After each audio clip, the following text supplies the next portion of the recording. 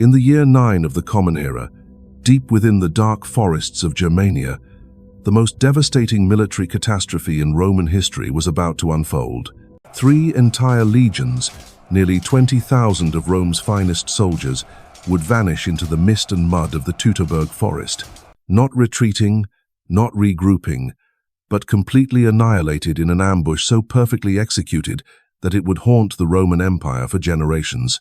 This is the story of how one man's betrayal brought the unstoppable Roman war machine to its knees, how 3 proud legions bearing the numbers 17, 18, and 19 were so thoroughly destroyed that Rome would never dare use those numbers again. By the dawn of the 1st century, Rome stood as the undisputed master of the known world. From the sun-scorched deserts of Egypt to the misty hills of Britain, the eagles of Rome cast their shadow over an empire that stretched beyond the wildest dreams of any previous civilization. Yet there remained one frontier that defied Roman conquest. Beyond the Rhine River lay Germania, a vast wilderness of dense forests, treacherous bogs, and fierce tribes who valued their freedom above life itself. The Romans had tasted victory here before. Julius Caesar had crossed the Rhine decades earlier, demonstrating Roman power to the Germanic peoples. But Caesar had returned to Gaul, leaving the tribes to their ancient ways. Now, under Emperor Augustus, Rome sought something far more ambitious than a mere demonstration of force. They wanted to transform this untamed land into a Roman province, complete with roads, cities, taxes, and Roman law. The plan was breathtaking in its scope. Roman engineers would drain the marshes. Roman architects would build forums and bathhouses. Roman administrators would collect tribute from peoples who had never known such systematic authority. To this non-accomplishmental task, Augustus appointed Publius Quinctilius Varus as governor of Germania.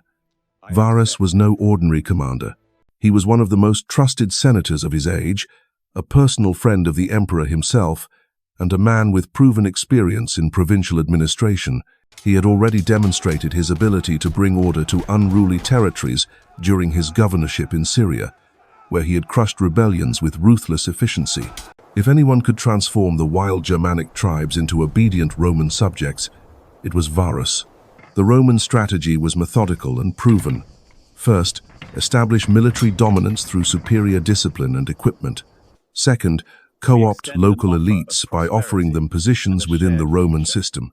Third, gradually introduce Roman customs, laws, and taxation until the conquered peoples could no longer imagine life without Roman rule. It had worked in Gaul, it had worked in Spain, and it had worked across the Mediterranean. There was no reason to believe Germania would be different. Varus commanded a force that represented the very pinnacle of Roman military might. 3 full legions stood under his banner, the 17th, 18th, and 19th. Each legion was a self-contained military machine of approximately 6,000 professional soldiers. These were not hastily recruited militia or foreign auxiliaries of questionable loyalty. These were Roman citizens, trained from youth in the brutal discipline of the legions, equipped with the finest weapons and armor the empire could provide. The legionaries wore the famous lorica segmentata, overlapping plates of iron that provided unmatched protection while allowing surprising freedom of movement. Their shields, the scuta, were curved rectangles of layered wood and leather, reinforced with iron and designed to interlock with those of their comrades, forming an impenetrable wall of bronze and steel. Each soldier carried the gladius, a short stabbing sword perfectly balanced for close combat, and the pilum, a heavy javelin engineered to punch through enemy shields and armor at ranges up to 30 meters. But the true strength of the Roman legions lay not in their individual equipment, but in their tactical formations and iron discipline. The Romans had perfected the art of warfare through centuries of conquest. They could march 20 miles a day in full equipment, construct fortified camps each evening, and deploy into battle formations with mechanical precision. Their centurions, the backbone of the legion who had earned, were veterans their rank through years of combat and could maintain order even in the chaos of battle. Against such a force, what could the scattered Germanic tribes possibly accomplish? They fought with spears and shields, wore little armor, and had no understanding of siege warfare or complex tactics. Roman confidence was not arrogance. It was mathematical certainty. The legions had crushed Gallic warriors at Alesia. They had broken Egyptian phalanxes at Actium. They had scattered Parthian cavalry in the eastern deserts. Germanic tribesmen, however fierce, could hardly pose a greater challenge. Yet among these supposedly primitive tribes walked a man who would prove that confidence could be the deadliest enemy of all. His name was Arminius, and he possessed something no previous enemy of Rome had ever wielded: intimate knowledge of Roman military secrets combined with the trust of Roman commanders. Arminius was a prince of the Cherushi tribe, born into the Roman-friendly faction that had chosen cooperation over resistance.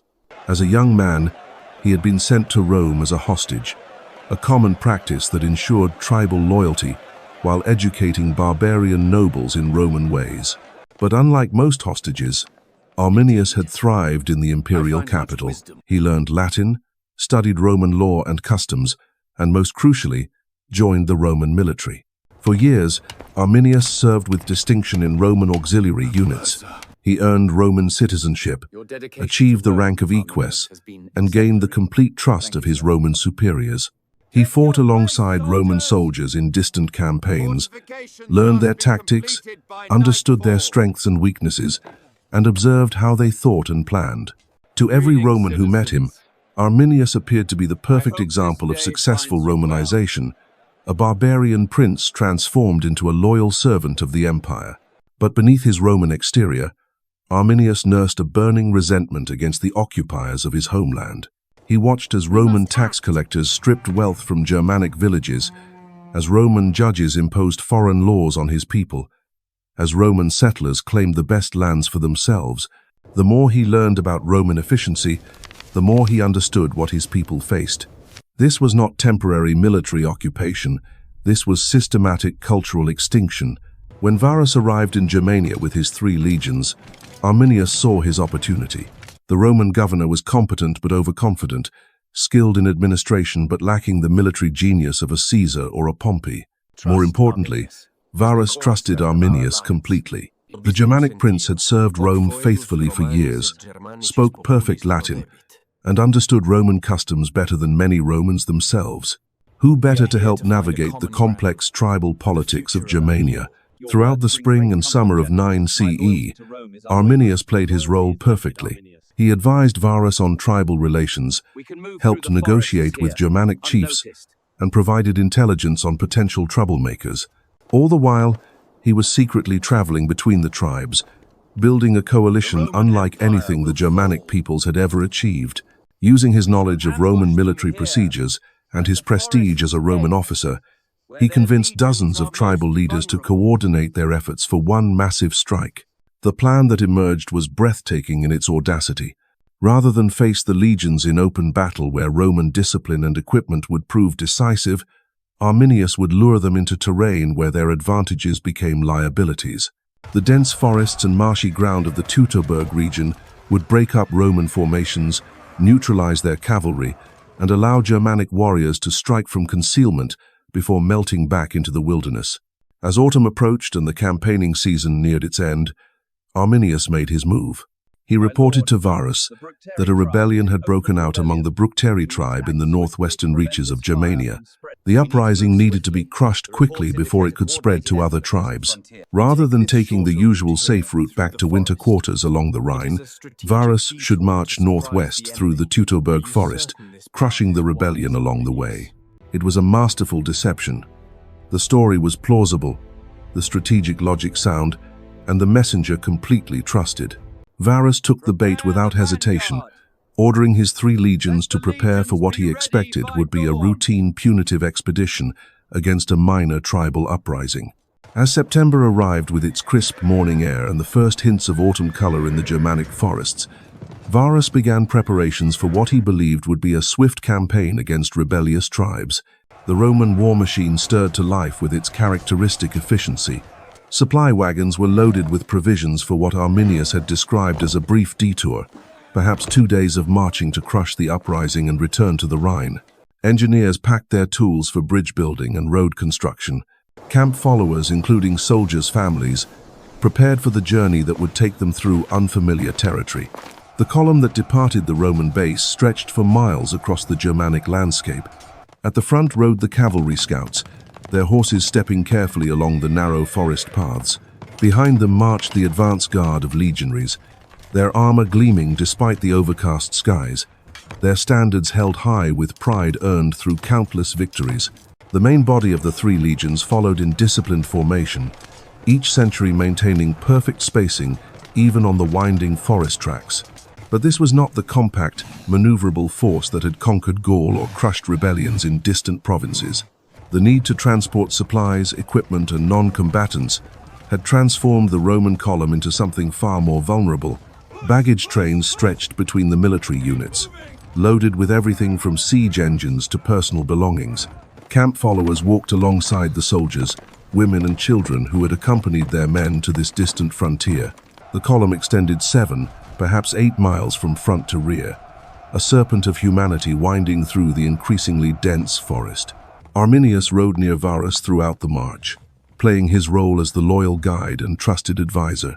He pointed out landmarks, explained local customs, and reassured the Roman commander that they were taking the most efficient route to intercept the rebels. What Varus could not see was the network of signals that Arminius was sending to watchers hidden in the forest canopy. Germanic scouts shadowed the Roman column from the moment it entered the woodland, reporting every detail to their tribal leaders. The forest itself seemed to conspire against the Romans. Ancient oaks rose like pillars in a vast cathedral, their branches interwoven so thickly that sunlight barely penetrated to the forest floor. The ground beneath was treacherous, soft earth that had been churned into mud by recent rains, hidden roots that caught at Roman sandals, fallen logs that forced the column to constantly adjust its path. What had seemed like solid ground from a distance proved to be deceptive bog that could swallow a horse and rider without warning. As the first day of marching progressed, the weather began to deteriorate. Clouds gathered overhead, and by afternoon a steady rain was falling through the canopy. The forest floor became increasingly slippery and dangerous. Roman soldiers, weighted down by their equipment, struggled to maintain their footing on the treacherous ground. The careful formations that were the foundation of Roman tactical superiority began to stretch and distort as men struggled through the worsening conditions. Germanic warriors had been moving through these forests since childhood. They knew every game trail, every stream crossing, every patch of solid ground in the vast bog. What was nearly impassable terrain for the Romans was familiar territory for the tribesmen. As the Roman column struggled forward, Germanic forces were positioning themselves with deadly precision along the route ahead. The tribal coalition that Arminius had assembled was unlike anything the Germanic peoples had achieved before. Cherusci warriors formed the core of the force, but they had been joined by fighters from the Bructeri, the Marsi, the Chatti, and dozens of smaller tribes. These were not the disorganized barbarian hordes that Roman propaganda often described. Many had fought as Roman auxiliaries themselves, learning Roman tactics and understanding Roman weaknesses. They carried weapons taken from previous skirmishes, wore captured Roman armor, and moved with the discipline of experienced warriors. The ambush site had been prepared with meticulous care. Along the northern slope of the Calcrease Hill, Germanic workers had constructed a turf wall nearly half a mile long. The earthwork stood 5 feet high, topped with a wooden palisade that provided cover for hundreds of warriors. Gates built into the wall would allow Germanic forces to surge out in coordinated attacks, then retreat to safety behind the fortifications. Between the wall and the Roman path lay a narrow corridor, barely wide enough for the column to pass, with treacherous bog on one side and the fortified slope on the other. As the Roman column approached this carefully prepared killing ground, Varus remained confident in his mission and his guide. Reports from his scouts suggested nothing more threatening than difficult terrain ahead. The idea that the scattered Germanic tribes could coordinate a major ambush against 3 full legions seemed absurd. These were the same peoples who had spent generations fighting among themselves, who possessed no siege weapons, no cavalry worth mentioning, and no experience in large-scale warfare. But confidence, as Varus was about to discover, could be the most dangerous enemy of all. The Roman military machine that had conquered the known world was about to encounter an opponent who understood its every strength and weakness. The trap was set, the weather was worsening, and 20,000 Roman souls were marching steadily toward their doom. The second day of the march dawned grey and miserable. Rain continued to fall in steady sheets, turning the forest floor into a muddy morass that sucked at Roman boots and wagon wheels. The column, already stretched thin by the difficult terrain, began to lose its cohesion entirely. Gaps opened between units as some struggled through particularly difficult passages, while others waited for the path ahead to clear. Germanic signals flickered through the forest like ghostly flames. Warriors moved into their final positions behind the turf wall, arrows nocked and spears ready. The moment of truth was approaching, and Arminius knew that everything depended on the next few hours. Roman confidence was about to meet Germanic cunning in a collision that would echo through the centuries. The morning mist clung to the forest floor like the breath of ghosts as the Roman column resumed its march on that fateful second day. Varus, riding near the front of his forces, peered through the gloom at the narrow passage ahead. The path wound between towering trees, whose branches formed a canopy so dense that even at midday, the forest remained shrouded in perpetual twilight. What the Roman commander could not see were the hundreds of eyes watching his every move from the shadows. Behind the carefully constructed earthworks on Calcre's hill, Germanic warriors crouched in silence.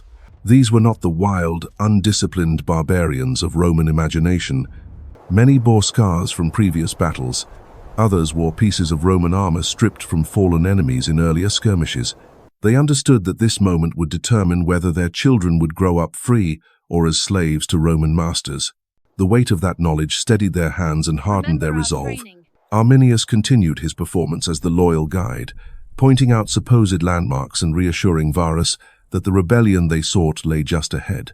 But his heart pounded with the knowledge that years of careful planning were about to reach their climax. Every conversation with tribal chiefs, every secret meeting in forest clearings, every risk taken to build this unprecedented coalition had led to this moment. The survival of Germanic freedom hung in the balance. The Roman column stretched across miles of treacherous terrain, its formation growing more ragged with each passing hour. Legionaries who had marched in perfect step across the open fields of Gaul now stumbled through knee-deep mud, their heavy equipment becoming a burden rather than an advantage. Cavalry horses, bred for the plains of Italy, struggled to find secure footing on the slippery forest floor. Supply wagons bogged down in hidden marshes, requiring dozens of men to free them, further disrupting the column's progress. As the Romans approached the narrow passage between the hill and the bog, the very landscape seemed to funnel them toward destruction. The path narrowed to barely 20 feet in some places, forcing the mighty legions to compress into a vulnerable stream of humanity. Officers shouted orders to maintain formation, but the terrain made their commands impossible to execute. The disciplined military machine that had conquered nations was being slowly strangled by mud and branches. Then came the moment that changed everything. A Germanic war horn echoed through the forest, its haunting cry seeming to rise from the earth itself. For a heartbeat, the Romans paused, uncertain of what they had heard. In that instant of confusion, the forest exploded into violence. The attack erupted from multiple directions simultaneously. Germanic warriors poured through the gates in their earthwork wall, their war cries piercing the morning air like the screams of hunting wolves. From the dense undergrowth on both flanks came more fighters, appearing as if conjured from the very trees themselves. Spears flew in deadly clouds, finding gaps in Roman armor with terrifying accuracy.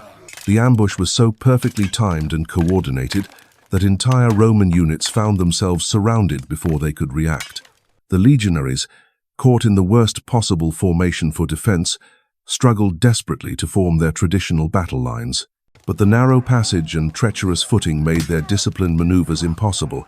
Men slipped and fell as they tried to lock shields, creating gaps that Germanic spears exploited with deadly efficiency. The pilum volleys that had broken enemy charges across the empire were useless in the tangled forest where targets appeared and vanished like phantoms. Centurions screamed orders above the chaos, their voices hoarse with desperation. Veterans who had served in a dozen campaigns found themselves fighting for their lives in conditions they had never imagined. The Germanic warriors seemed to know exactly where to strike, targeting officers first to break Roman command structure, then focusing their attacks on the gaps between units where isolated soldiers could be overwhelmed. The baggage train became a scene of unimaginable horror. Camp followers who had never seen battle found themselves trapped in a nightmare of blood and steel. Women clutched their children as Germanic warriors swept through the wagons, seeking valuable equipment and prisoners.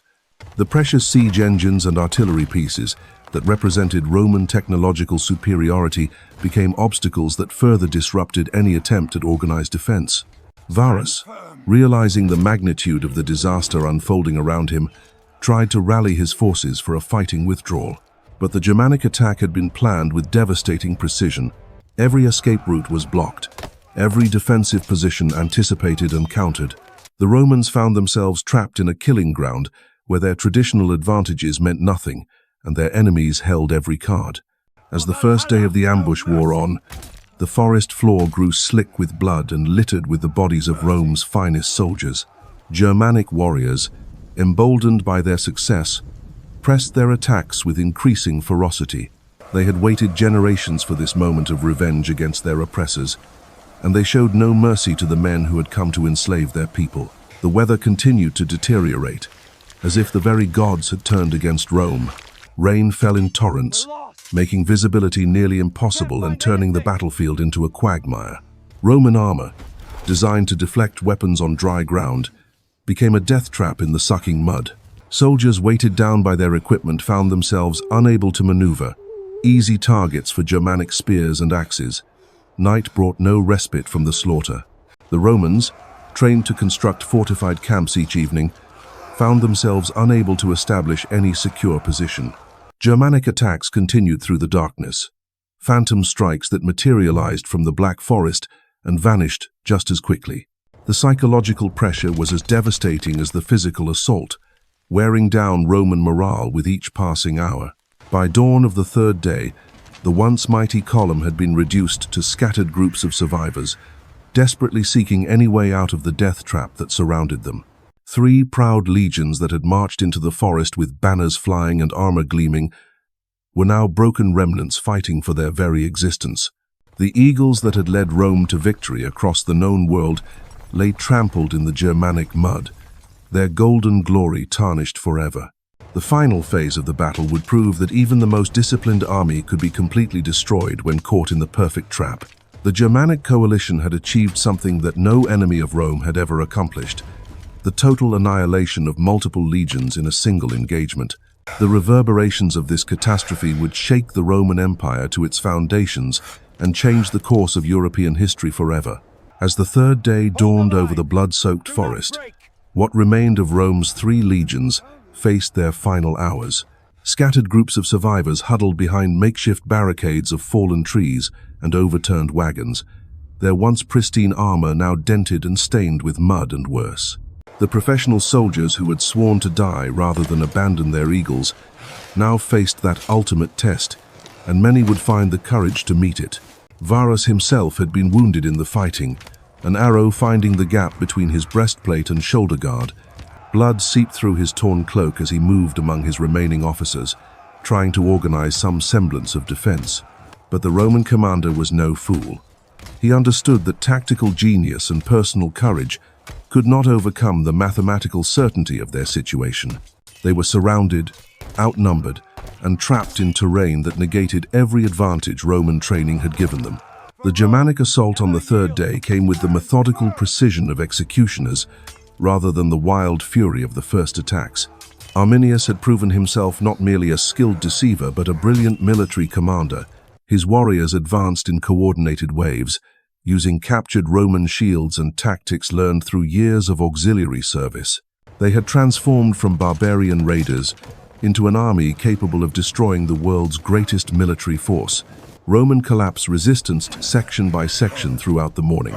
Isolated pockets of legionaries fought with the desperate valor of cornered lions, but they were overwhelmed one by one.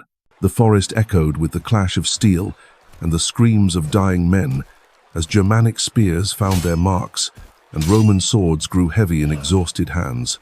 Centurions who had maintained discipline through decades of warfare watched their centuries disintegrate around them. Some Romans attempted to break through the encirclement in small groups, abandoning their heavy equipment in desperate bids for survival. A few succeeded in reaching the edges of the killing ground, only to find more Germanic warriors waiting in the deeper forest.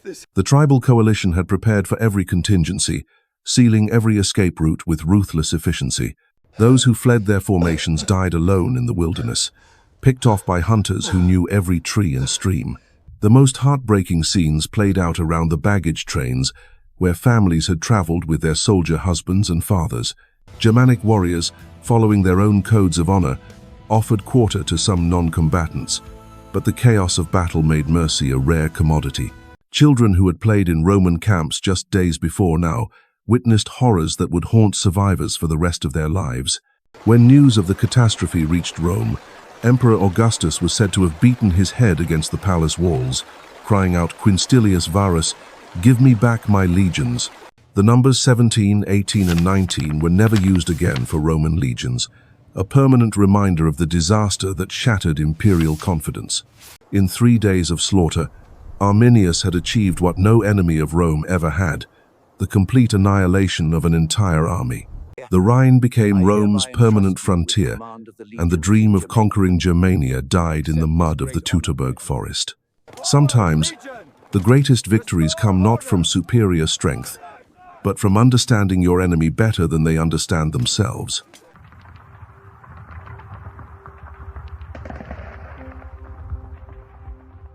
The year was 202 BCE, and the fate of the ancient world balanced on the edge of a blade.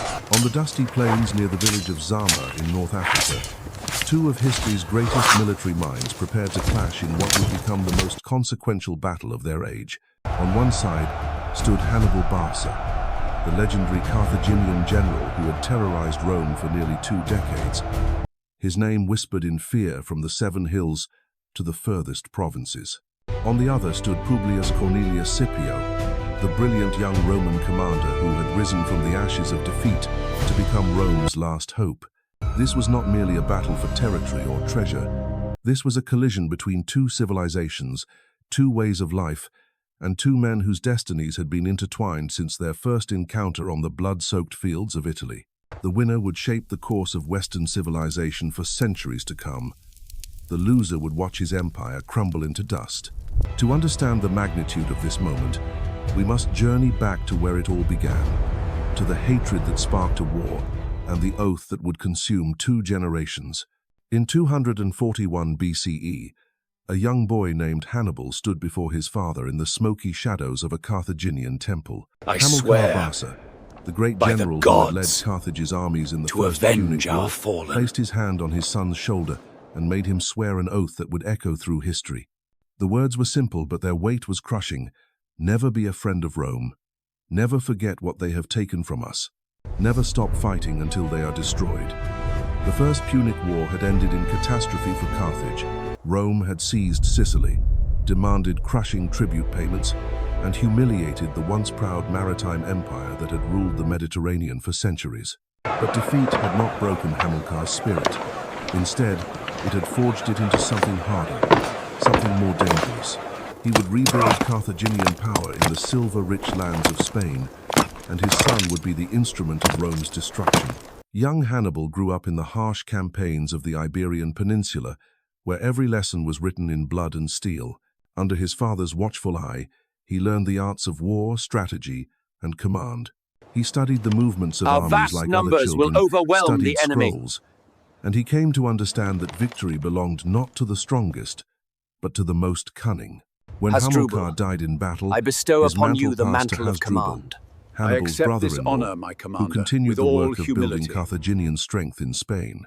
But when Hasdrubal was assassinated in 221 BCE, the army turned to the one man they trusted above all others. At just 26 years old, Hannibal Barca became the supreme commander of Carthaginian forces in Spain. The moment Rome had feared for decades was finally at hand. This was no ordinary young general. This was a man forged by hatred, tempered by war, and driven by an oath sworn in blood. He commanded an army of hardened veterans, Spanish warriors, African cavalry, and Gallic mercenaries who had been welded into a weapon of terrifying effectiveness.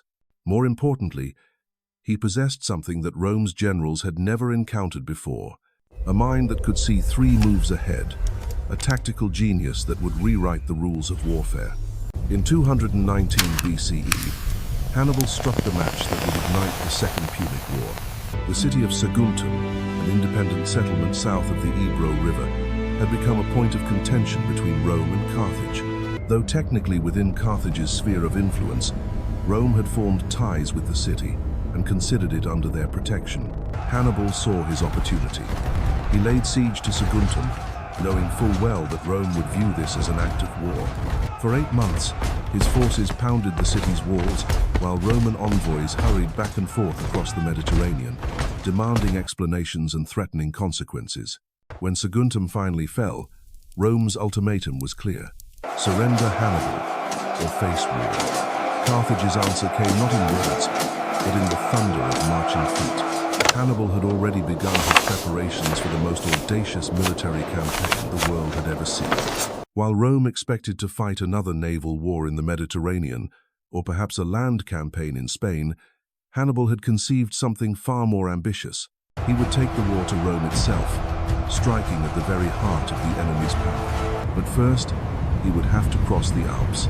The army that departed Cartagena in the spring of 218 BCE was a sight to behold. Nearly 90,000 men marched in column after column, their weapons glinting in the Spanish sunlight. There were Iberian infantry with their distinctive round shields, African spearmen from the desert kingdoms, Balearic slingers whose accuracy was legendary, and Numidian cavalry whose horses seemed to dance across the battlefield.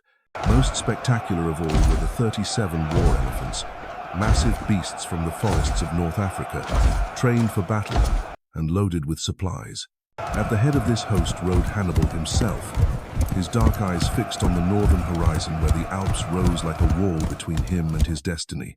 The crossing of the Pyrenees was the first test of the expedition's resolve. Mountain tribes attacked the column repeatedly, rolling boulders down onto the marching soldiers and picking off stragglers with arrows and javelins. Hannibal lost thousands of men in these skirmishes, but he pressed forward relentlessly. He knew that every day of delay gave Rome more time to prepare their defenses, and he could not afford to lose the element of surprise that was central to his strategy.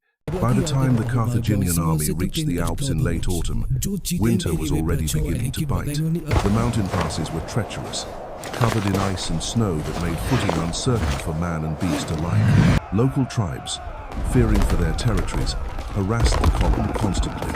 They pushed rocks from cliff tops, attacked supply trains, and melted away into the mist before Hannibal's forces could retaliate. The elephants, magnificent in the warm plains of Africa, struggled desperately in the thin mountain air. Many collapsed from exhaustion or fell into ravines, their trumpeting cries echoing off the peaks as they plummeted to their deaths.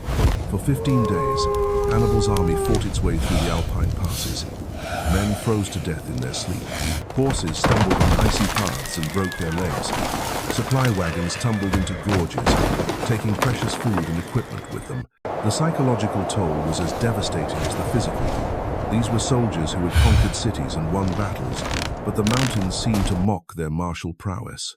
Some began to whisper that the gods had cursed their expedition, that they should turn back before it was too late. But Hannibal drove them forward through sheer force of will. When the path became too narrow for the elephants, his engineers carved new routes through the rock face. When avalanches blocked their way, his men dug through the snow and ice with their bare hands. When despair threatened to break his army's spirit, united in purpose, Hannibal reminded them of the oath they had all sworn, the promise to make Rome pay for generations of humiliation and oppression. When the Carthaginian army finally descended from the Alps into the Po Valley, they were a shadow of their former selves. Of the 90,000 men who had left Spain, fewer than 26,000 remained. Most of the elephants were dead, and those that survived were sick and weakened. The survivors were frostbitten, exhausted, and hungry. By any reasonable measure, the expedition should have ended there, with the remnants of Hannibal's force limping back to Spain or seeking terms with Rome. Instead, something extraordinary happened. The very fact that they had survived the crossing of the Alps transformed these soldiers into something more than human in their own minds and in the eyes of their enemies.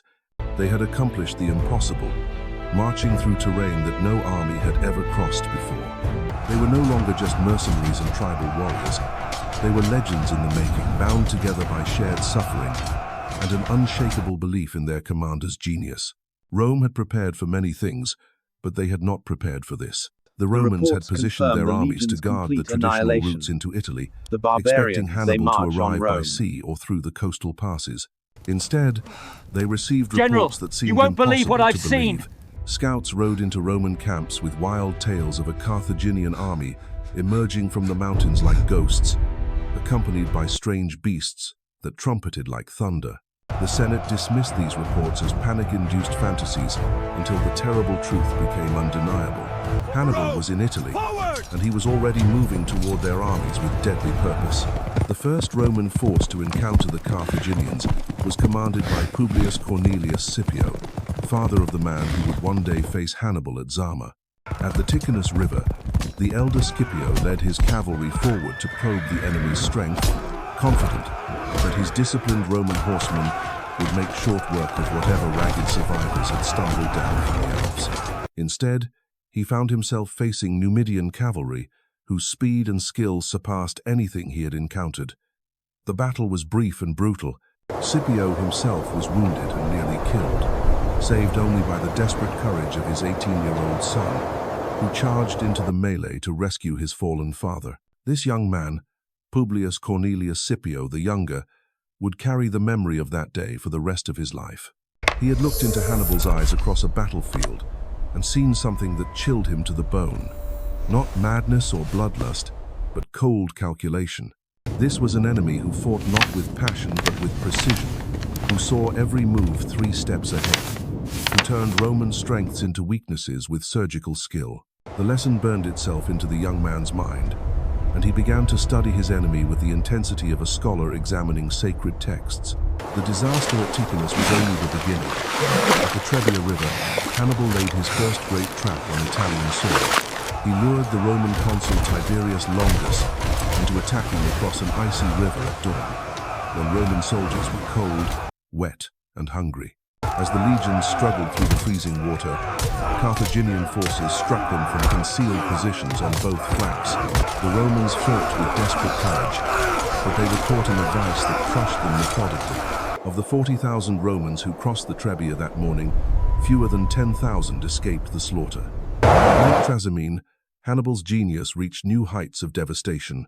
He positioned his army in the hills overlooking the lake, hidden by morning mist, and waited for the Roman consul Gaius Flaminius to march his legions along the narrow path beside the water.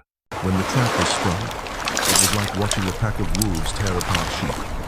The Romans had no room to maneuver, no way to form their traditional battle lines. They died in their thousands, their bodies floating in the lake's placid waters while Hannibal's soldiers stripped them of armor and weapons. But it was at Cannae that Hannibal achieved his masterpiece, a victory so complete and terrible that it would be studied by military commanders for centuries to come. The Roman consuls Lucius Aemilius Paulus and Gaius Terentius Varro had assembled the largest army in Roman history, 87,000 men, arranged in a formation so dense and powerful that it seemed capable of smashing through any defense. They were confident that sheer numbers would overwhelm the Carthaginian upstart who had humiliated their predecessors. Hannibal saw their confidence and turned it into a weapon against them. He arranged his forces in a crescent formation, with his weakest troops in the center and his veteran African infantry hidden on the flanks. As the massive Roman formation charged forward, the Carthaginian center gave ground slowly, drawing the legions deeper into the trap. The Romans pressed harder, sensing victory within their grasp, their ranks bunching together as they pursued what they believed to be a fleeing enemy. Then the jaws of the trap snapped shut. Hannibal's African veterans struck the Roman flanks while his cavalry, having routed their Roman counterparts, charged into the rear of the legions.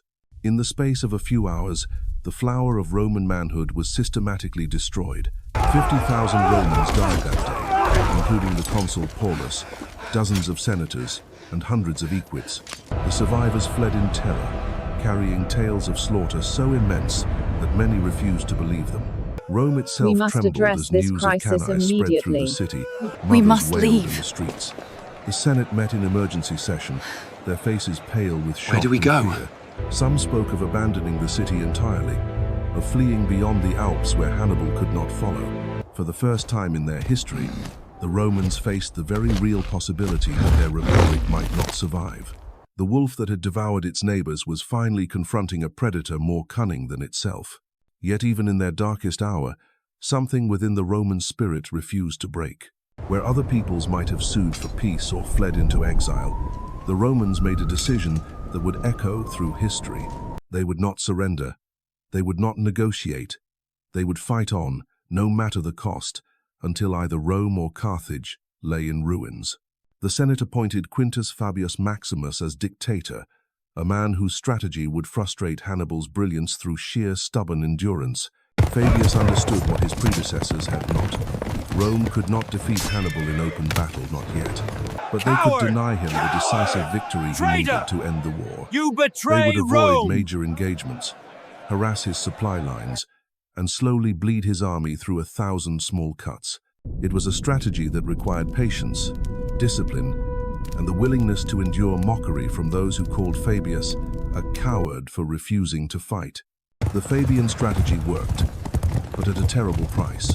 For years, Hannibal ranged across southern Italy like a wolf among sheep, taking cities, destroying crops, and turning Rome's allies against her.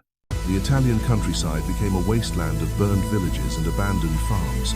Trade ground to a halt as merchants feared to travel roads patrolled by Carthaginian cavalry.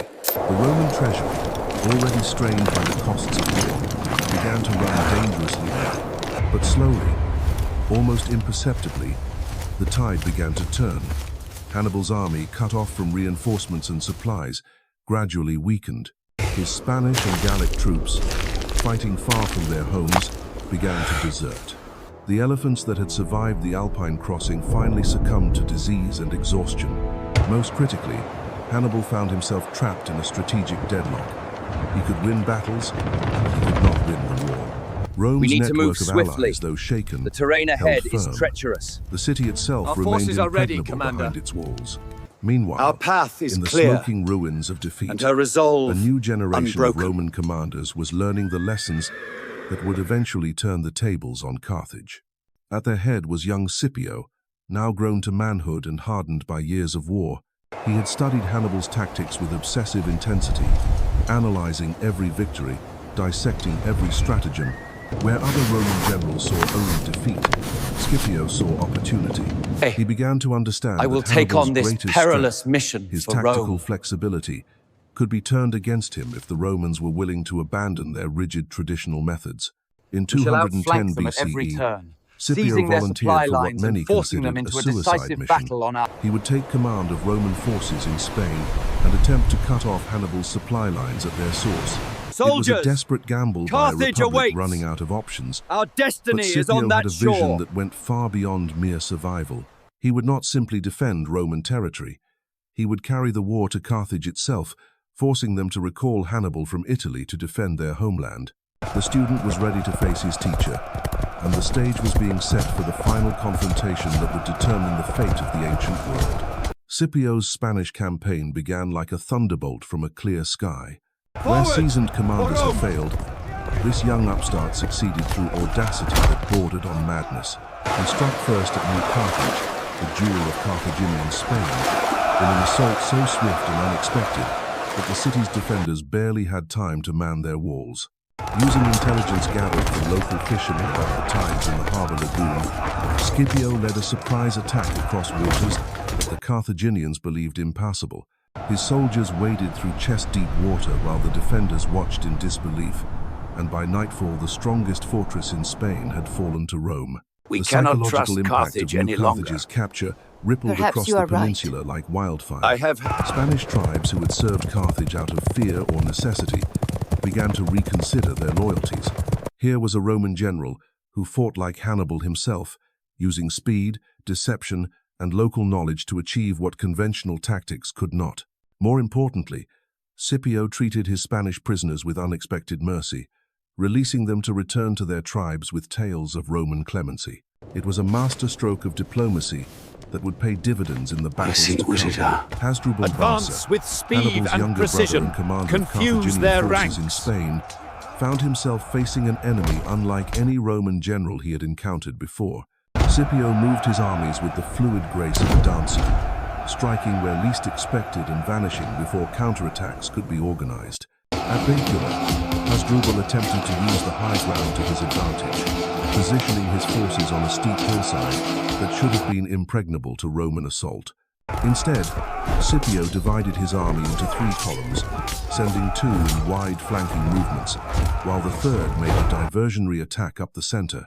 When the trap closed, Hasdrubal barely escaped with a fraction of his original force. The defeat at Baecula forced Hasdrubal into a desperate decision. He would abandon Spain entirely and march to Italy with whatever forces he could salvage, hoping to join his brother Hannibal in a final assault on Rome. It was exactly what Scipio had hoped for. By forcing the Carthaginians to divide their attention between 2 fronts, he had created opportunities that would not have existed otherwise. As Hasdrubal's army disappeared over the Pyrenees, Scipio turned his attention to the remaining Carthaginian forces in Spain. The final blow came at Ilipa, where Scipio faced Hasdrubal Gisco and Mago Barca, the last Carthaginian commanders of any significance in Spain. Here, Scipio demonstrated that he had not merely copied Hannibal's tactics but had improved upon them. He arranged his forces in the same formation he had used for days of preliminary skirmishing, with Roman legions in the center and Spanish allies on the flanks. But on the day of battle, he reversed the positions while his enemies were still forming their lines, placing his veteran Romans on the wings where they could deliver crushing flanking attacks. The Carthaginian army disintegrated under the assault. Soldiers who had fought bravely for years threw down their weapons and fled rather than face the methodical destruction that Scipio's reformed tactics delivered. In a single afternoon, Carthaginian power in Spain was broken forever. The silver mines that had funded Hannibal's war machine fell into Roman hands, along with the recruitment grounds that had supplied fresh troops for nearly 2 decades. Yet Scipio's greatest achievement in Spain was not military, but diplomatic. He had forged an alliance with a young Numidian prince named Massinissa, whose cavalry would prove decisive in the battles to come. We stand on the precipice of a new era, but Scipio's combination of respect, generosity, and strategic vision won him over completely. Here was a Roman who understood that victory required more than just defeating enemies in battle. It required building coalitions, inspiring loyalty, and creating lasting relationships with peoples who had never had reason to trust Rome before. Scipio, As news of Scipio's a master victories strategist, reached Rome, outmaneuvered Hannibal and Zama began to shift with a dramatically. brilliance that The young general who had volunteered for a suicide mission was suddenly being hailed as the savior of the Republic. Veterans of his Spanish campaigns returned home with tales of his tactical brilliance and personal courage. More importantly, they brought with them Spanish silver and Carthaginian treasure that helped refill Rome's depleted treasury. For the first time since Cannae, Romans began to believe that we victory cannot might stand actually be idly possible. by and wait. But Scipio's ambitions extended far beyond Spain. While other commanders spoke of containing Hannibal or wearing him down through attrition, Scipio envisioned something far more audacious.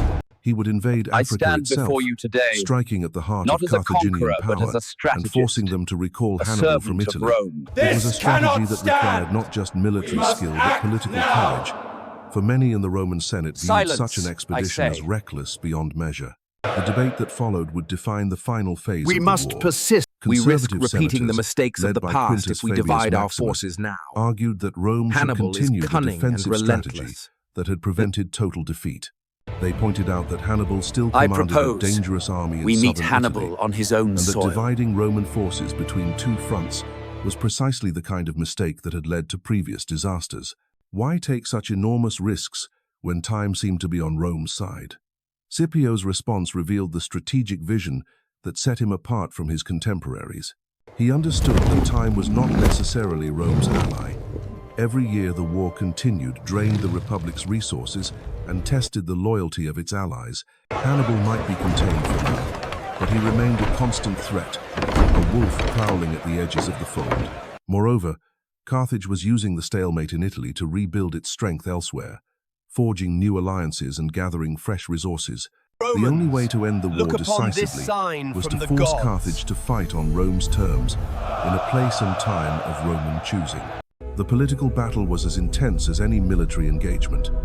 Scipio used every weapon in his arsenal, from personal charisma to carefully orchestrated public demonstrations of divine favor.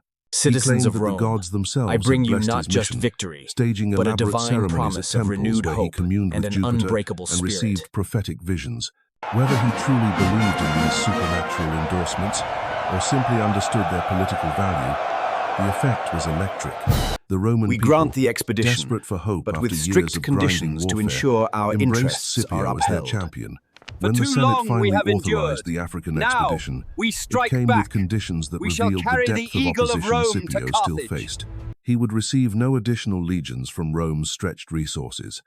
Instead, he would have to make do with volunteers and the troops already under his command in Sicily. It was a compromise that satisfied neither his supporters nor his opponents, but it gave Scipio the authorization he needed to proceed.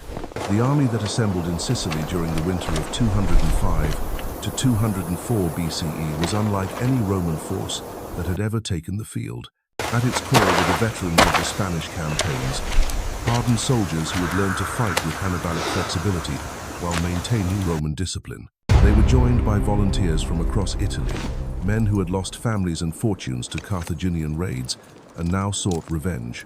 Most crucially, Scipio had secured the promise of Numidian cavalry support from Massinissa, whose horsemen would give him the mobility advantage that Roman armies had so often lacked. And so, on that fateful October day in 202 BCE, the greatest military minds of their age finally met in battle. When the dust settled over Zama's plains, it was Scipio who stood victorious, his tactical brilliance having finally matched and surpassed his legendary opponent. Hannibal's defeat marked not just the end of the Second Punic War, but the dawn of Roman dominance that would reshape the ancient world for centuries to come.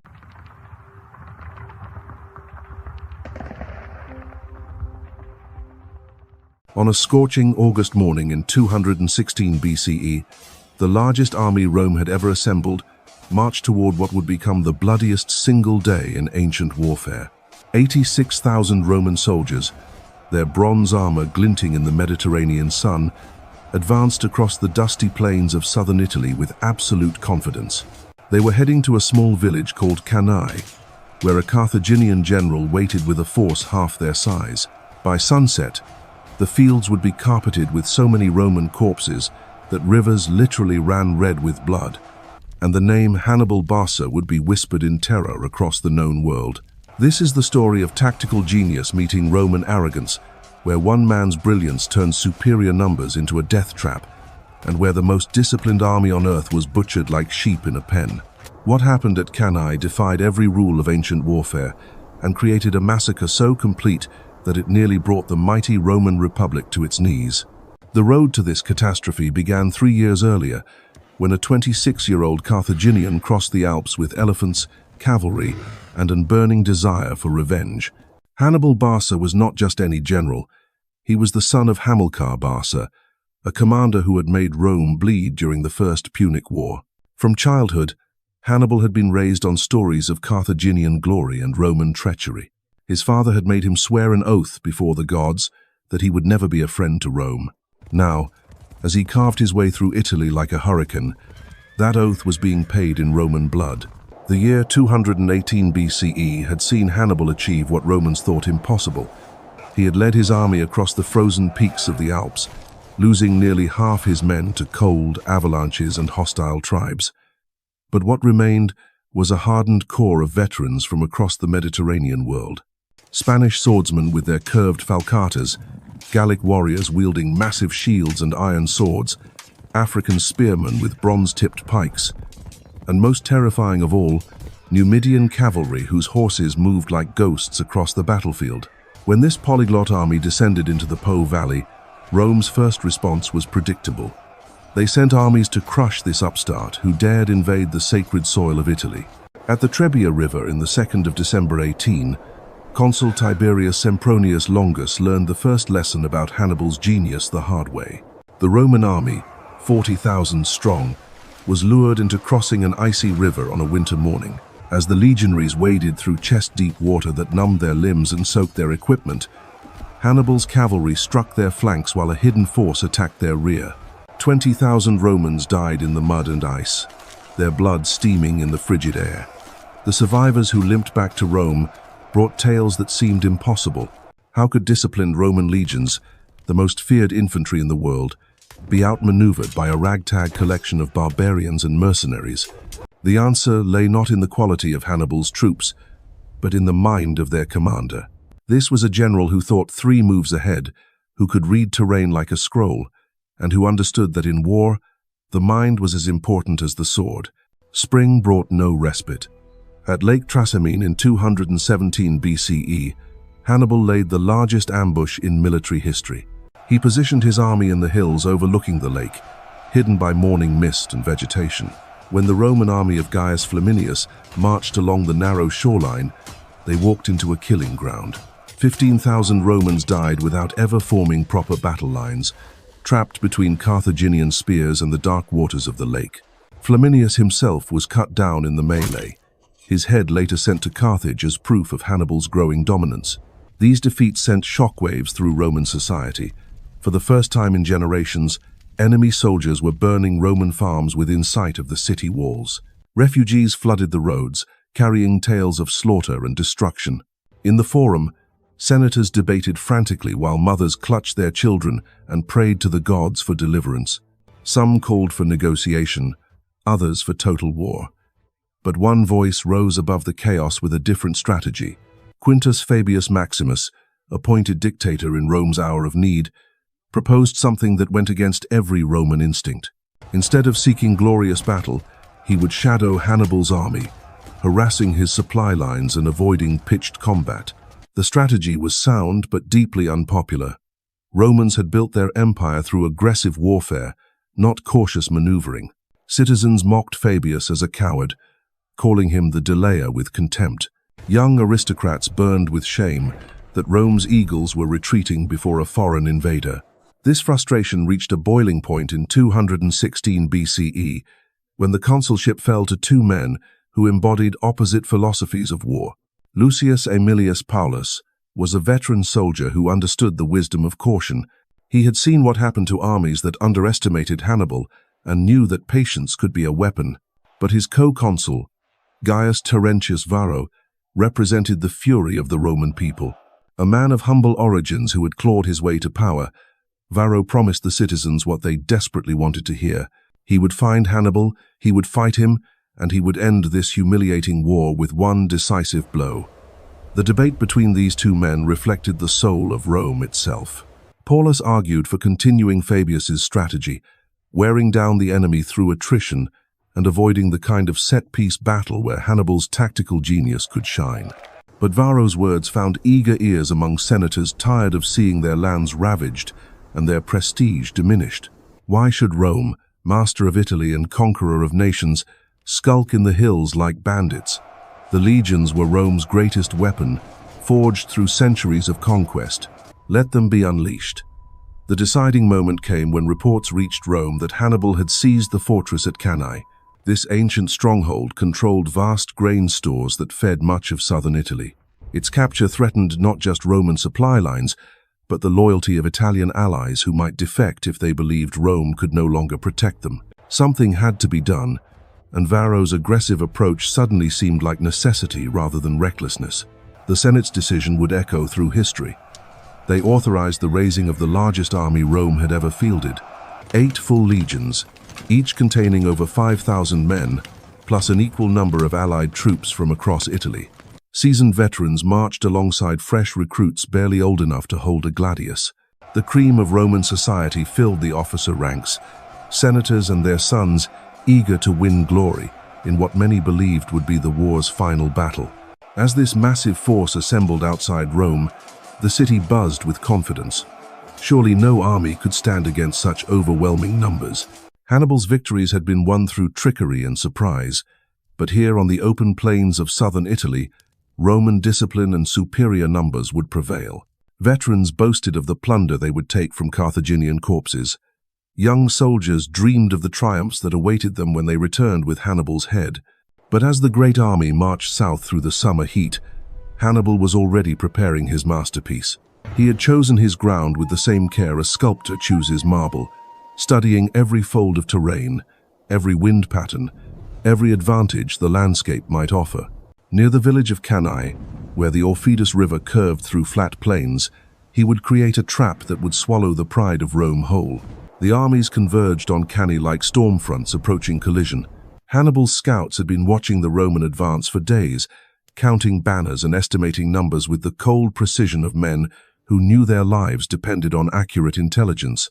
What they reported back to their commander would have terrified any other general in the ancient world. The Romans were coming with over 80,000 men, a force that dwarfed anything Hannibal could field. But as the Carthaginian studied the reports, his weathered face showed no fear, only the calculating expression of a chess master seeing victory 20 moves ahead. The Roman army that approached Cannae was a sight to inspire both awe and terror. Legion after legion stretched across the Italian countryside, their bronze shields catching the sunlight like a river of molten metal. The steady tramp of hobnailed sandals on stone roads created a rhythm that could be heard for miles, punctuated by the creak of leather, the jangle of mail, and the occasional bark of orders from centurions keeping their men in formation. Standards bearing the eagle of Rome flew proudly above each unit, symbols of an empire that had never known permanent defeat. At the head of this host rode the two consuls, their purple cloaks marking them as the supreme commanders of Rome's might. But even here, in this moment of apparent unity, the fatal division between Paulus and Varro continued to fester. Roman tradition dictated that the consuls alternate command daily, a system designed to prevent any one man from accumulating too much power. In normal circumstances, this arrangement worked well enough. But facing an enemy like Hannibal, who could exploit every weakness and hesitation, the divided command structure would prove catastrophic. Varro had spent the march south filling his soldiers' ears with promises of easy victory. He spoke of Hannibal as a desperate fugitive, cut off from reinforcement and supplies, commanding nothing but a collection of mercenaries and barbarians held together by fear and gold. Once these hired swords faced the disciplined steel of the legions, Varro declared, they would break and run like all of Rome's enemies eventually did. His words found eager listeners among the younger soldiers, men who had grown up on stories of Roman invincibility and burned to prove themselves worthy heirs to their father's glory. Paulus remained skeptical, his experienced eye seeing dangers that his colleague dismissed. He had studied the reports from Trebia and Trasimene, noting how Hannibal seemed to turn Roman strengths into weaknesses through superior positioning and timing. The Carthaginians' army might be smaller, but it was composed of veterans who had been fighting together for 3 years. They had learned to move as one organism, responding to their commander's will with the fluid precision of a school of fish changing direction. Against such an enemy, numbers alone might not be enough. When the Roman army finally came within sight of Cannae, the differences between the two commanders became even more pronounced. The ancient fortress sat on a hill overlooking the Aufidus River, its crumbling walls bearing witness to centuries of warfare. Below, on the flat plains beside the water, Hannibal's army waited in battle formation. From the Roman perspective, the Carthaginian force looked almost pathetically small. Surely this ragged collection of foreigners could not stand against the might of Rome's finest legions. But Hannibal had not chosen this ground by accident. The plains beside Cannae offered exactly what he needed for his plan to succeed. There was room for his cavalry to maneuver, space for the complex tactical movements he envisioned, and most importantly, terrain that would funnel the Romans into the killing ground he had prepared. The summer heat shimmered off the dusty earth, and the wind carried grit that would blow into Roman faces as they advanced. Every detail had been calculated, every advantage exploited. The night before the battle brought restless sleep to both camps. Roman soldiers cleaned their weapons and checked their armor, while centurions made final inspections of equipment. In the officers' tents, maps were studied and plans debated late into the night. Many of the younger tribunes spoke confidently of the glory that awaited them, but the veterans remained quiet, their scarred faces reflecting the firelight as they thought of battles past and comrades lost. Across the field, Hannibal's army prepared with the calm efficiency of professionals. Spanish swordsmen tested the edges of their curved blades, while Gallic warriors painted their faces with the blue woad that would terrify their enemies. The Numidian cavalry checked their horses' hooves and adjusted their light javelins, knowing that tomorrow their mobility would be crucial to their survival. In the center of the camp, African spearmen arranged their shields and pikes with methodical precision, these men forming the backbone of Hannibal's force. The general himself moved among his troops like a father among his children, speaking to each contingent in their own language. To the Gauls, he spoke of the Roman oppression of their kinsmen beyond the Alps. To the Spanish, he reminded them of the silver mines Rome had stolen from their homeland. To the Africans, he painted visions of the riches they would claim when the eagles fell. Each group heard what they needed to hear, their loyalty to their commander reinforced by his personal attention and his promise of victory. But it was with his officers that Hannibal shared his true masterpiece. Gathered in his tent as the stars wheeled overhead, these battle-hardened veterans listened as their commander outlined a plan so audacious that it seemed to border on madness. Instead of meeting the Romans head-on, where their superior numbers could overwhelm his smaller force, Hannibal would invite them to attack his weakest point. He would place his least reliable troops, the newly recruited Gauls and Spanish, in the center of his line, deliberately allowing them to give ground under Roman pressure. Meanwhile, his elite African infantry would wait on the flanks, hidden behind the advancing Romans' field of vision. As the legions pushed forward, believing they were winning, Hannibal's cavalry would crush the Roman horsemen and swing around to attack from behind. The Africans would then close in from the sides, creating a perfect encirclement. It was a plan that required split-second timing, absolute trust between commanders, and nerves of steel from every soldier involved. One mistake, one moment of panic, and the entire Carthaginian army would be destroyed. Dawn broke clear and hot over the plains of Cannae, the August sun promising another day of scorching heat. Across both camps, trumpets sounded the call to arms as soldiers stumbled from their tents and began the familiar rituals of preparation. Weapons were blessed, armor was donned, and final prayers were offered to the gods of war. The greatest battle of the ancient world was about to begin. As the morning mist lifted from the Aufidus River, Hannibal stood on a low rise surveying the field, where he would either achieve immortality or meet his doom. His weathered hands traced the contours of the terrain one final time, every fold of earth and bend of the river committed to memory. This was the moment he had been preparing for since childhood, when his father had first whispered tales of Roman treachery and Carthaginian honor. Today, the oath sworn before the gods would be fulfilled in blood and steel. The Carthaginian deployment was a work of art, disguised as military necessity. In the center, Hannibal placed his most expendable troops, the recently recruited Gauls and Spanish warriors, whose loyalty was measured in gold rather than conviction. These men would bear the brunt of the Roman assault, their role not to win, but to die slowly and convincingly. Behind them, concealed from Roman view, waited the real strength of Hannibal's army. His African veterans, men who had marched with him across the Alps and stood firm at Trebia and Trasimene, formed two solid blocks on either flank. These warriors wore Roman armor stripped from previous battlefields, their bronze breastplates and red shields, creating a deliberate illusion that would prove crucial in the coming hours.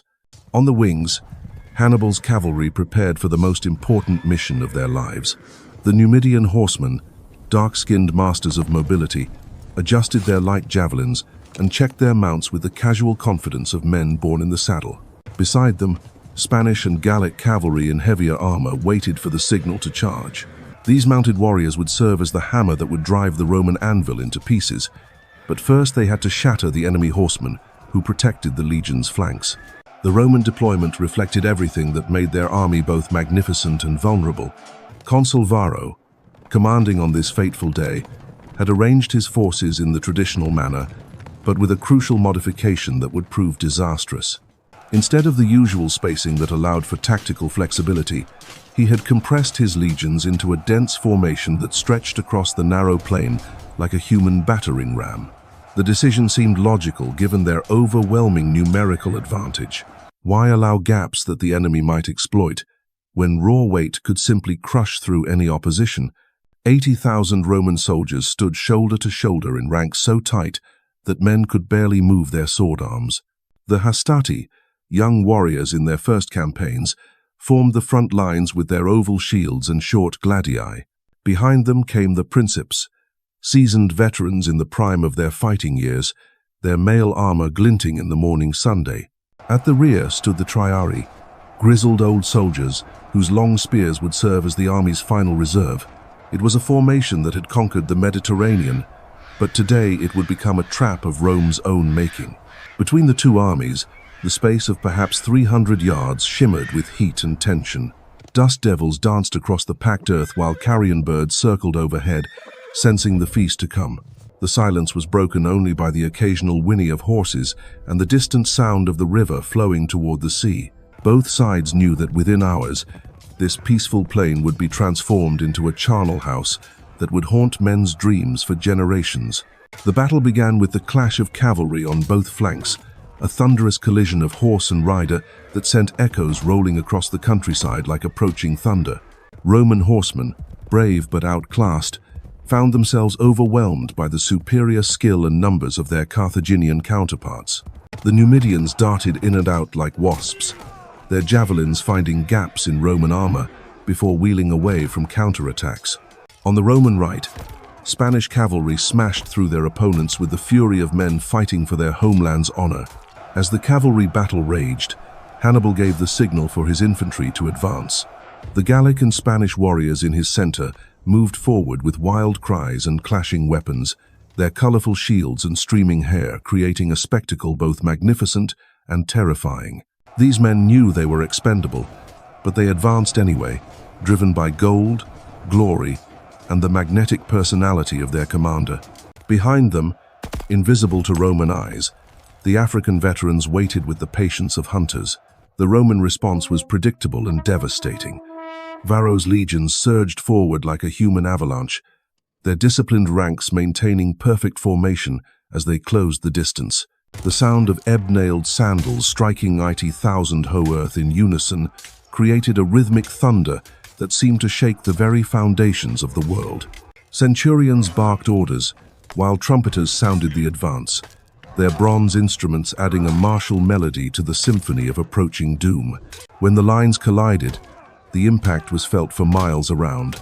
Spears shattered, shields split, and the air filled with the screams of wounded men and horses. The Gallic and Spanish warriors in Hannibal's center fought with desperate courage, knowing that their survival depended on selling their lives as dearly as possible. But they were facing the finest heavy infantry in the world, men trained from childhood in the art of close combat and backed by an empire's resources. Slowly, inevitably, the Roman pressure began to tell. The Carthaginian center started to bend backward like a bow under strain, Gallic chieftains falling beneath Roman swords, while Spanish nobles died with their fathers' names on their lips. To the watching Romans, it seemed that victory was within their grasp. The enemy line was breaking, their colorful banners falling one by one as the legions pressed forward with relentless determination. But this apparent collapse was exactly what Hannibal had planned. As his center gave ground, the Roman formation began to change shape, the tight ranks stretching and distorting as they pursued what they believed was a beaten foe. The legionaries in the front ranks, drunk on the prospect of victory, pushed deeper into the growing gap, while their comrades followed, drawn forward by the irresistible momentum of the charge. The genius of Hannibal's trap lay not in its complexity, but in its exploitation of Roman psychology. These were soldiers trained to attack, to press forward regardless of danger or cost. The idea of tactical withdrawal was foreign to their nature, just as foreign as the concept that an enemy might deliberately appear weak to draw them into danger. Step by step, yard by bloody yard, the cream of Rome's army marched deeper into the killing ground their enemy had prepared. On the flanks, the Carthaginian cavalry completed their destruction of the Roman horsemen with methodical efficiency. Those Romans who were not cut down in the initial charge found themselves surrounded and overwhelmed, their bodies joining the growing pile of corpses that marked the boundaries of the battlefield. With the enemy cavalry eliminated, Hannibal's mounted warriors were free to execute the most crucial part of their commander's plan. The African infantry, silent and deadly as serpents, began their own advance. These men moved with the fluid precision of a machine, their shields locked together and their spears angled forward in a forest of bronze points. Unlike the wild charge of their Gallic and Spanish comrades, this was controlled violence, directed by a tactical genius who understood that timing was everything. Too early, and the Romans might escape. Too late, and the center would collapse before the trap could close. As the Roman legions continued their seemingly victorious advance, few noticed the subtle changes taking place around them. The Carthaginian line was no longer straight but curved inward like a crescent moon, with the Romans forming the focus of its deadly embrace. The plain that had seemed so spacious at dawn now felt constricted, hemmed in by enemy formations that appeared to grow stronger even as their center weakened. The moment of truth arrived with the suddenness of a lightning strike. Hannibal's African veterans, fresh and unengaged while the Romans exhausted themselves against the center, wheeled inward like the closing jaws of a massive trap. At the same time, the Carthaginian cavalry, having swept the field clear of enemy horsemen, thundered around to strike the Roman rear. In an instant, the nature of the battle changed completely. The Roman legions, compressed into an ever-tightening space, found themselves attacked from all directions simultaneously. Men who had been advancing in triumph moments before now struggled simply to turn around, hemmed in by their own comrades and assaulted by enemies they could not see. The perfect discipline that had made Rome's army invincible became its greatest weakness as soldiers found themselves unable to maneuver or retreat. Panic, that most contagious of emotions, began to spread through the Roman ranks like wildfire. Veterans who had faced death a dozen times found themselves paralyzed by the impossibility of their situation, while younger soldiers simply broke and ran, trampling their comrades in their desperate flight. The systematic destruction that followed would be remembered as the most complete tactical victory in military history, a masterpiece of generalship that turned Rome's greatest strength into its most fatal weakness. The massacre at Cannae stands as history's most perfect example of tactical genius triumphing over brute force. Hannibal's double envelopment became the gold standard studied in military academies worldwide, while Rome's darkest day ultimately forged the empire that would conquer the ancient world. Sometimes the greatest defeats teach the most valuable lessons.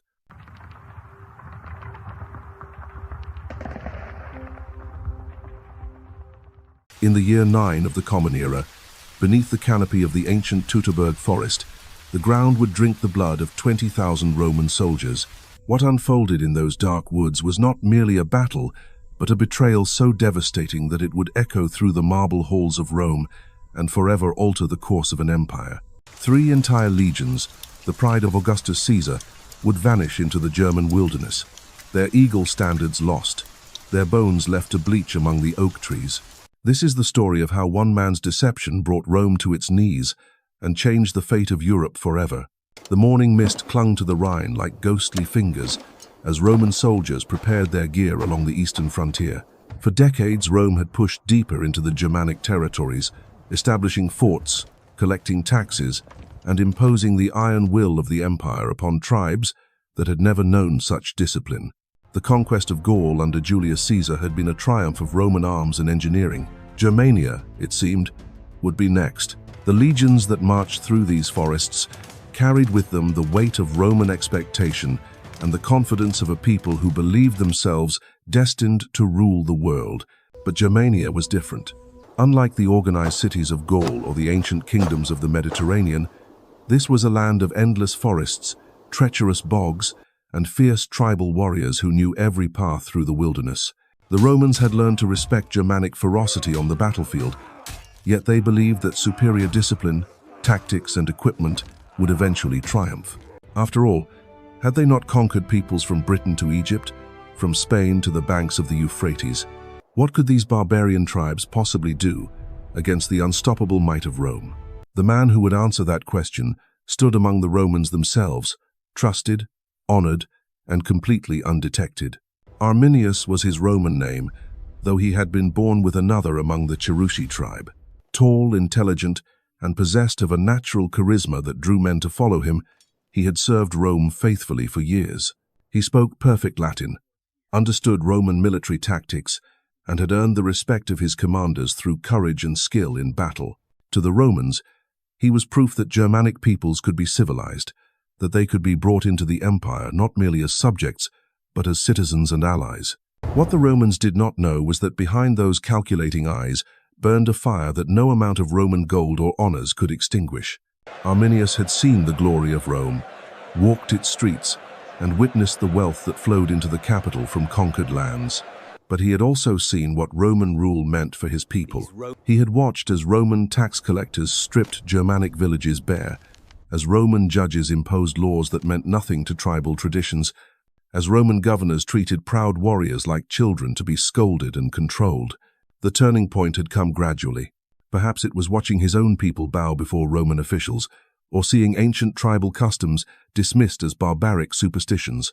Perhaps it was the realization that for all his honors and citizenship, he would always be seen as a useful barbarian rather than a true equal. Whatever the catalyst, Arminius began to harbor a vision that would have horrified his Roman friends.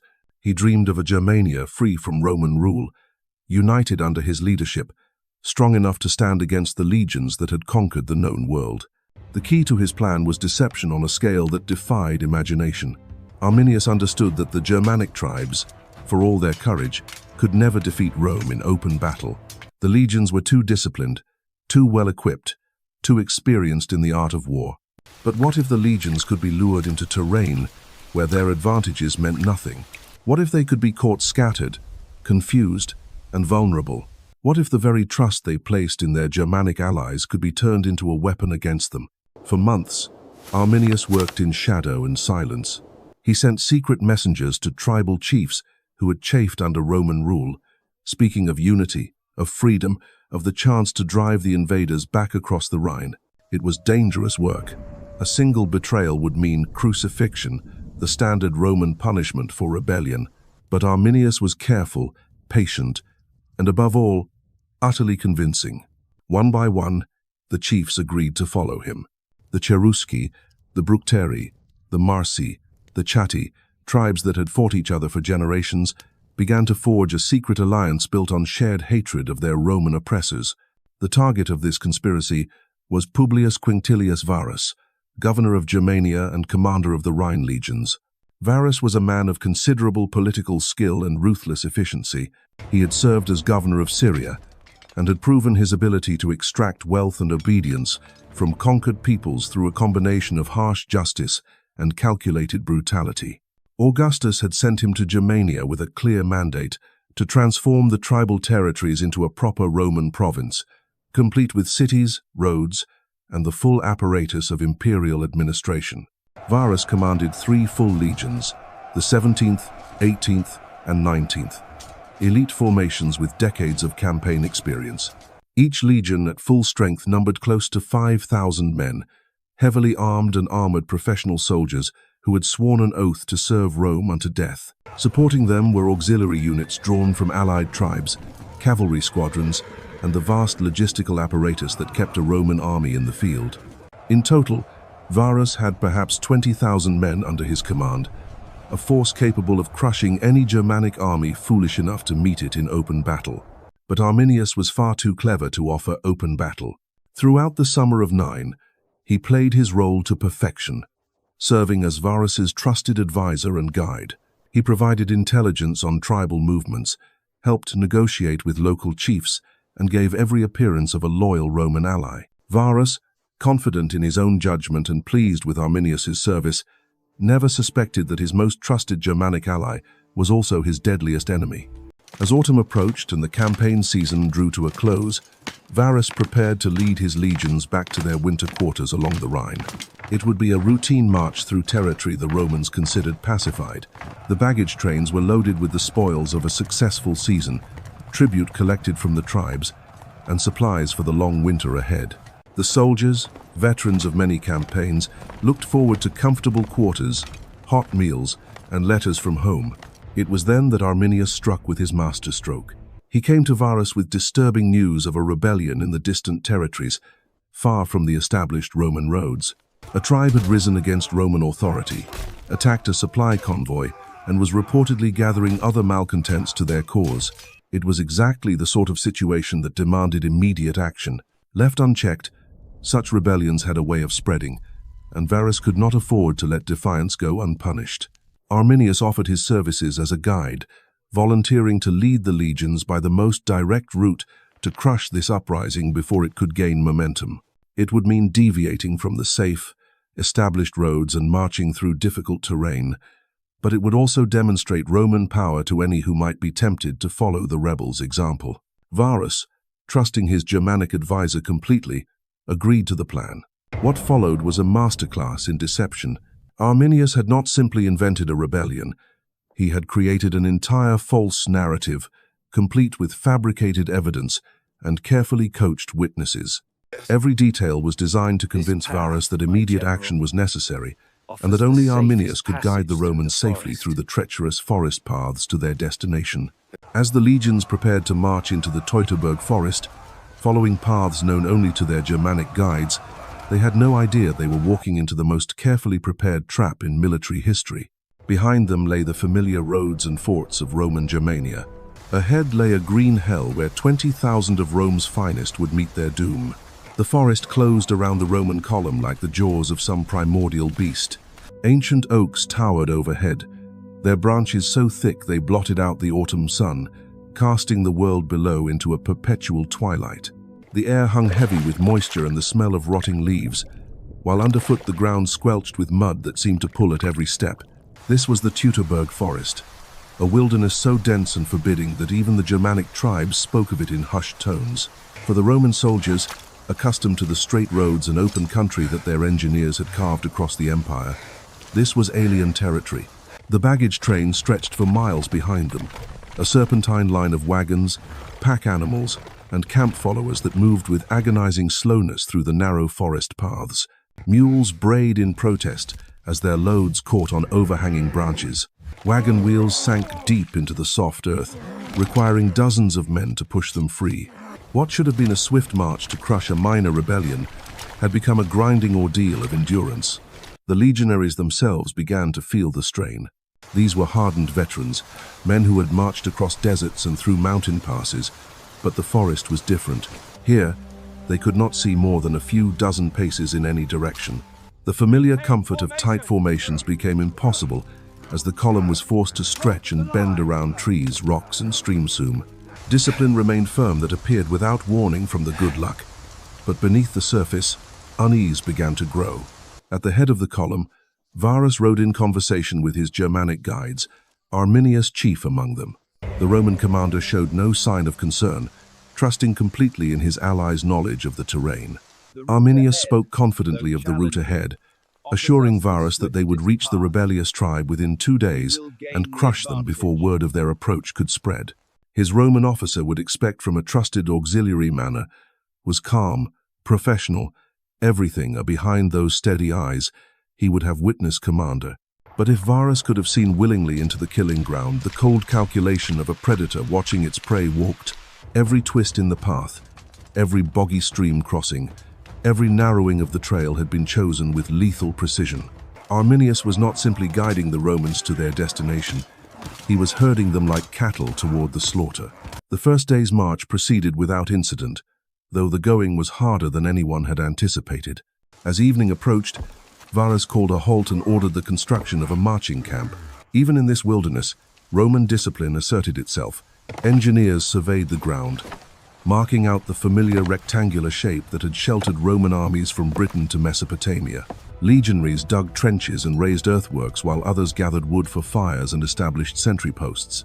Within hours, a fortress had risen from the forest floor, complete with gates, towers, and all the comforting routine of Roman military life. Around the campfires, soldiers cleaned their equipment and shared rations of bread, cheese, and wine. Veterans told stories of past campaigns while newer recruits listened with rapt attention. Officers made their rounds, checking on sentries and ensuring that all was in order for the night. To any observer, this was a Roman army at the height of its power and confidence, a machine of war that had conquered half the world and seemed destined to conquer the rest. Yet beyond the ring of firelight, unseen watchers moved through the darkness. Germanic scouts, warriors loyal to Arminius, observed every detail of the Roman camp. They counted sentries, noted the positions of officers' tents, and memorized the layout of defenses. Then they melted back into the forest, carrying their intelligence to hidden encampments where thousands of tribal warriors waited in silence for the signal to strike. Dawn brought a steady drizzle that turned the forest paths into streams of mud. The Roman column reformed with mechanical efficiency, But the conditions made every mile a battle against the elements. Armor grew heavy with moisture. Leather straps stretched and slipped, and the footing became treacherous. Still, the legions pressed forward, driven by duty and the promise that their ordeal would soon end. It was on the second day that the first signs of trouble appeared. Scouts reported movement in the trees, shadowy figures that vanished whenever pursuit was attempted. A supply wagon disappeared during a river crossing, its guards found dead with Germanic spears in their backs. Isolated soldiers sent to gather firewood failed to return to their units. Each incident was small, easily explained, but together they painted a picture that should have alarmed any experienced commander. Varus, however, remained confident. Arminius assured him that these were merely bandits and deserters, the sort of scum that infested any frontier region. The rebellion they sought to crush had probably attracted such rabble, but they posed no serious threat to a Roman army. The general accepted this explanation without question, his trust in his Germanic advisor remaining absolute, even as the evidence mounted that something was terribly wrong. The trap was closing with methodical precision. Ahead lay a narrow defile, where the path squeezed between a hill and an impassable bog. Here, centuries of wind and rain had carved a corridor barely wide enough for the Roman column to pass in single file. It was the perfect killing ground, a place where numbers would mean nothing and the legion's tactical superiority would be neutralized by the terrain itself. As the vanguard entered the defile, Germanic warriors rose from concealed positions along the hillside, like deadly flowers blooming in the morning light. War cries echoed through the forest as thousands of painted fighters emerged from hiding places that had been prepared for months. Spears and arrows rained down on the packed Roman column, while the narrow confines of the pass made it impossible to deploy into battle formation. The ambush had begun, and with it, the destruction of 3 Roman legions. In the space of heartbeats, Varus's confident army had become a confused mass of men and animals, trapped in a corridor of death with enemies on all sides and nowhere to run. The Germanic war cries that filled the air carried more than just the fury of battle. They carried the promise of freedom and the rage of a people pushed beyond endurance. Arminius, his deception finally revealed, drew his sword and turned it against the Romans he had served so faithfully. His voice joined the chorus of war cries as he called upon his warriors to show no mercy to the invaders who had come to enslave their homeland. The man who had been Rome's most trusted ally in Germania had become its most deadly enemy, and the forest would soon run red with Roman blood. The first volleys of Germanic spears and arrows struck the Roman column like thunderbolts from a clear sky. In the narrow defile, packed shoulder to shoulder with no room to maneuver, the legionaries became sitting targets for warriors positioned high on the hillsides. Men who had survived campaigns across the empire fell screaming as iron points found gaps in their armor. Horses reared and plunged, adding to the chaos as baggage wagons overturned and blocked the already narrow passage. Centurions roared orders above the din, their voices cutting through the confusion as they tried to restore some semblance of formation. These were veteran officers, men who had faced cavalry charges and siege assaults, and they knew that panic meant death. Drawing their swords, they began to gather scattered legionaries around the sacred standards, those golden eagles that represented the honor and soul of each legion. If they could form defensive squares, if they could present a wall of shields to their attackers, they might yet fight their way out of this nightmare. But the Germanic warriors had learned their lessons well. This was not a wild charge born of rage and fury, but a calculated assault planned down to the smallest detail. As Roman soldiers attempted to lock shields and form their famous testudo formations, fresh waves of arrows arced down from the hillsides. The warriors above had the luxury of time and position, able to pick their targets carefully while the Romans below struggled simply to stay alive. The narrow pass became a charnel house. Bodies piled upon bodies as men fell and were trampled by their own comrades. The wounded screamed for help that could not come, while the dead were pushed aside to make room for the living to continue their desperate fight. Blood mixed with mud and rainwater, creating a slick crimson paste that made footing treacherous. The smell of death began to mingle with the damp earth and rotting leaves of the ancient forest. From his position near the front of the column, Varus could see his carefully ordered army disintegrating before his eyes. The realization of his betrayal struck him like a physical blow. Arminius, the man he had trusted above all others, stood among the Germanic warriors with a bloodied sword in his hand and triumph blazing in his eyes. The rebellion they had marched to crush had been a fiction, a masterful lie designed to lead them into this killing ground. Every mile of their journey, every decision he had made, had been guided by treachery. The Roman commander's mind reeled as he grasped the full scope of the deception. How long had Arminius been planning this? How many others were involved? The Germanic auxiliaries who served in his own army, were they loyal, or were they waiting for the signal to turn their weapons on their Roman comrades? The guides who had led them through the forest paths, the scouts who had reported safe passage ahead, how many of them had been part of this elaborate trap? As if reading his thoughts, Germanic war horns sounded from multiple directions. The assault on the defile was only the beginning. All along the stretched Roman column, hidden warriors emerged from the forest like wolves materializing from shadow. The auxiliary units, those Germanic allies who had served Rome faithfully for years, suddenly turned their spears upon their Roman officers. In a single coordinated moment, 20,000 Romans found themselves surrounded by enemies on all sides. The betrayal cut deeper than any sword. Roman soldiers who had shared meals and marched side by side with their Germanic allies now faced them across a line of steel and death. Trust, the foundation upon which Roman military success had been built, crumbled like ancient parchment. Men who had sworn oaths of loyalty revealed their true allegiance with the swing of an axe or the thrust of a spear. Yet even in the face of overwhelming odds and complete betrayal, the legions did not break. These were professional soldiers, men who had taken an oath to serve Rome unto death, and they would honor that oath even here in the green hell of the Teutoburg Forest. Centurions continued to rally their men, forming defensive circles around the legion standards. Veterans grabbed younger soldiers who showed signs of panic, steadying them with gruff words and iron discipline. The battle became a series of desperate stands as isolated groups of Romans fought with the fury of cornered lions. A century of the 19th Legion formed a shield wall around a broken wagon, holding their ground for precious hours as Germanic warriors hurled themselves against the bristling wall of Gladii. The eagle-bearer of the 17th, his standard clutched in a death grip, fought until Germanic spears finally brought him down, the sacred eagle falling into enemy hands for the first time in living memory. Individual acts of heroism blazed like stars in the gathering darkness. A wounded Optio rallied the remnants of his century and led a desperate charge that broke through Germanic lines, only to find more enemies waiting beyond.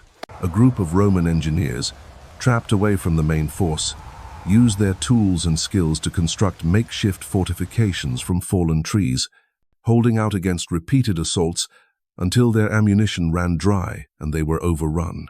The forest itself seemed to conspire against the Romans. Every stream became an obstacle, every fallen log a barrier that broke up formations and isolated units from one another. The Germanic warriors, born and raised in these woodlands, moved through the terrain like ghosts, appearing from behind trees to strike and then vanishing before the Romans could respond.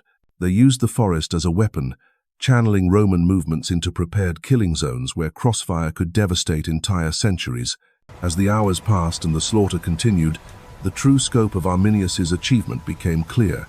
This was not simply an ambush, but a masterpiece of military planning that had turned every Roman strength into a weakness. Their heavy armor, so effective on open battlefields, became a burden in the tangled undergrowth. Their disciplined formations, the key to victory in countless campaigns, could not be maintained in terrain that forced them into single file. Their superior numbers meant nothing when they were scattered and confused, unable to concentrate their force against a single target.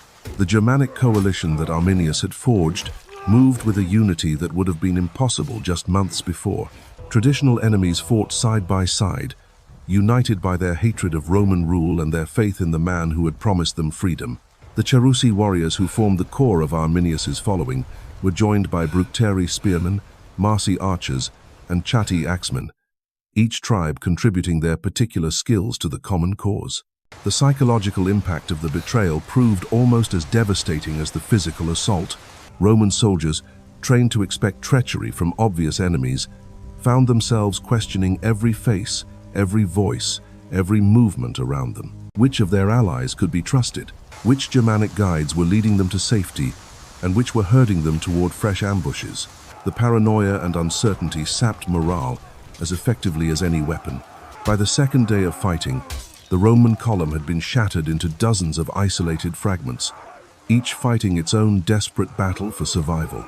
Some groups attempted to break through Germanic lines and reach the safety of the Rhine fortifications, only to find fresh enemies waiting at every river crossing and forest path. Others tried to build fortified camps where they could make a stand, but the wet terrain and lack of proper tools made effective fortifications impossible. The weather itself seemed to favor the Germanic cause. Rain fell in steady sheets, turning the forest floor into a quagmire that bogged down Roman movements while leaving the lightly equipped tribal warriors free to maneuver. The constant moisture made it nearly impossible to keep bowstrings dry or maintain fires for warmth and cooking. Roman discipline, legendary for its ability to sustain armies through any hardship, began to crack under the relentless pressure. Varus, witnessing the destruction of everything he had built in Germania, made one final attempt to salvage something from the catastrophe. Gathering the remnants of his personal guard and what remained of the legion commanders, he ordered a desperate breakout attempt toward the nearest Roman fortification. If even a few hundred men could escape to carry word of the disaster, perhaps some meaning could be salvaged from the slaughter. The breakout began before dawn on the third day, with Varus himself leading the charge through what appeared to be a gap in the Germanic encirclement. For a brief moment, it seemed that Roman courage and desperation might overcome even these impossible odds. The small force of survivors carved through initial resistance, their gladii flashing in the grey morning light as they fought with the fury of men who had nothing left to lose. But Arminius had anticipated even this final gambit. The apparent gap was another trap, a carefully prepared killing ground where the last organized Roman resistance would be crushed. As Varus and his men plunged forward, Germanic warriors closed in from all sides like the jaws of a steel trap. The sound of clashing metal and dying men echoed through the forest as the final act of the tragedy played out beneath the ancient oaks. When the last sword fell silent and the final war cry faded into the forest mist, the unthinkable had happened. 3 of Rome's finest legions lay destroyed, their eagles captured, their standards trampled into the German mud. Varus himself, rather than face the shame of capture, fell upon his sword as Roman honor demanded. In the space of 3 days, Arminius had accomplished what no enemy of Rome had managed in centuries: the complete annihilation of an entire army. The news of the disaster reached Augustus like a thunderbolt. The emperor who had conquered the known world was said to have beaten his head against the palace walls, crying out, "Quintilius Varus, give me back my legions." Those legion numbers, 17, 18, and 19, would never be used again. The dream of Roman Germania died in the Teutoburg Forest, and the Rhine became a permanent frontier rather than a stepping stone to further conquest. Arminius had changed the course of history with a single brilliant deception. His victory ensured that Germanic culture would survive and flourish, that the tribes beyond the Rhine would remain free from Roman rule. The map of Europe itself was redrawn by what happened in those dark woods, and the echoes of that ancient betrayal still shape the world we know today. Sometimes, the greatest victories come not from strength or numbers, but from the courage to deceive those who would enslave you.